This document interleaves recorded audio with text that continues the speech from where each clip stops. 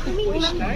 আমরা থেকেই বলছি যে আমাদের যে বিদ্যমান সংবিধান আছে সেটা অধিকার সংরক্ষিত হয় না।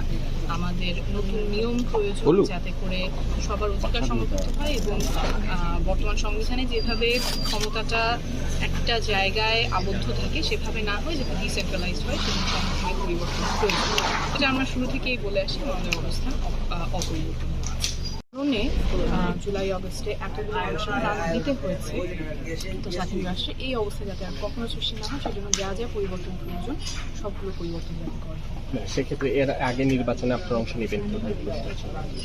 এটা আমাদের দলের প্রস্তুতি খুবই স্পষ্ট করা হয়েছে যে যদি কোনো সংস্কার ছাড়া নির্বাচন হয় তাহলে সেক্ষেত্রে আমাদের জন্য নির্বাচনটা মুখ্য হবে না।